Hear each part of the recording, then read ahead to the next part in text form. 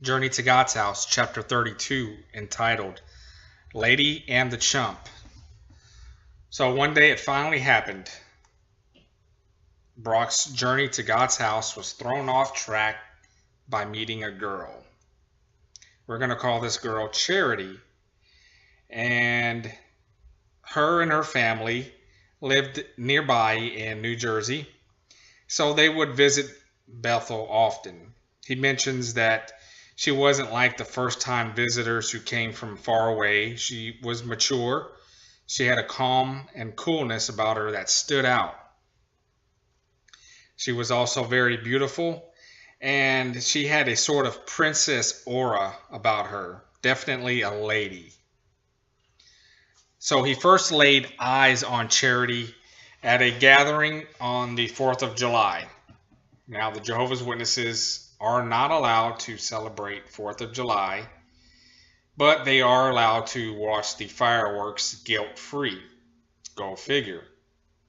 So anyways, there was a gathering. Her parents, Charity, and her family were there, and a lot of other Bethelites were there, and they make eye contact. They glance at each other every now and then. So finally, he goes up to talk to her. It's very awkward. He says that her beauty had him speechless. And I'm sure we've all met someone that did that to us one time before. He was just awestruck by how beautiful she was. So finally, they break the ice, and he invites her to go see the fireworks. And at the time, she declines. But as the evening went on, they conversed some more. They flirted a little bit, and she ends up taking up his offer to go watch the fireworks from the roof. Of course, he's stoked about that. We remember the other chapter where Jehovah's Witnesses are very sexually repressed, not allowed to masturbate, not allowed to look at pornography. So taking a girl and being in close proximity of her, and with the crowd of other witnesses on top of the roof being pressed up against each other, yeah, I would say that there was a moment there between him and her. There were fireworks going off inside Brock, as he mentions that he so wanted this woman. So they exchange contact information and ensue some sort of a relationship, I guess. They start writing each other, calling each other. He starts visiting her out in New Jersey, which in of itself was a big thing for him because we all know Bethelites are broke. They don't have very much money, so making trips without a vehicle is kind of a big thing. So to normal, quote-unquote, worldly people, they probably were not dating or in a serious relationship. But in the Jehovah's Witness world, they were. So he mentions that there was only one thing that stood in his way from pursuing Charity the way he should have. And that was he began to dislike New York City. Although New Jersey was a little bit out of the way, he had some good memories of New Jersey.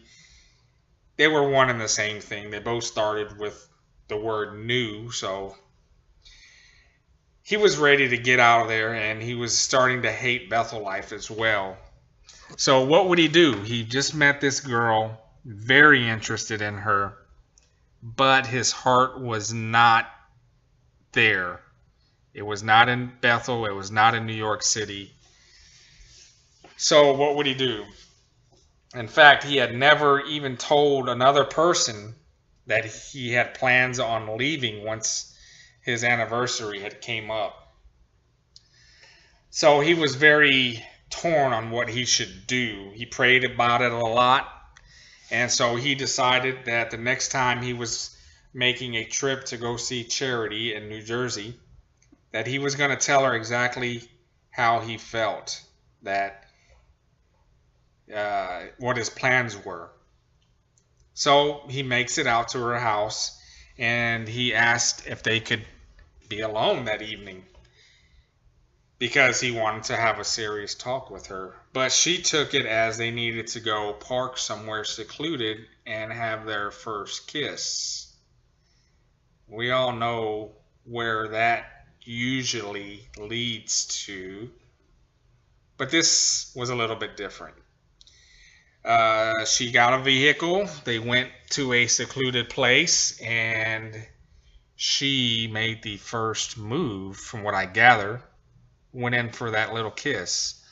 But he mentioned that they needed to have a serious talk. So first he tells her that he didn't want to stay at Bethel anymore. Her and her family, Uber witnesses what it seems like, visited Bethel very often. That made her a little confused. Why would he want to leave Bethel? So the more he explained, the worse it got. It went from confusion to probably sadness very quickly. So by the end of this serious talk, he basically said that they needed to stop seeing each other because he knew that he and Charity were heading in different directions, and that he was not the man or husband or brother that she was looking for. She needed someone else. So when that was said and done, she moved away from him, covered her eyes, and started to cry. I can see how that was a very emotionally tense situation. And he mentions that he tried to hold his tears back, but he ended up crying also. So after she gathered herself, and he as well, she started the car and started driving home. And he felt like a chump the entire ride back to her home, because it was probably a very awkward drive. So the rest of the evening was very foggy. All he could remember was that he felt like leaving that damn wretched place as soon as he could.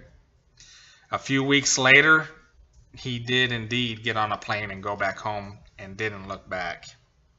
So that is the story of the lady and the chump. Now a year goes by. He's at home. He just finished his latest semester of college. He got a new girlfriend. I don't know if she was a witness or not. It doesn't say, but his new girlfriend reminded him of Charity. So he thought, hey, maybe I should write her a letter and tell her again how sorry I was for what went on, that he really didn't mean to break her heart, and he hopes that she's doing good. He's doing good. And he says that he remembered his hands shaking as he dropped the letter into the mailbox, and that he envisioned that she would write back saying that everything was just fine with her.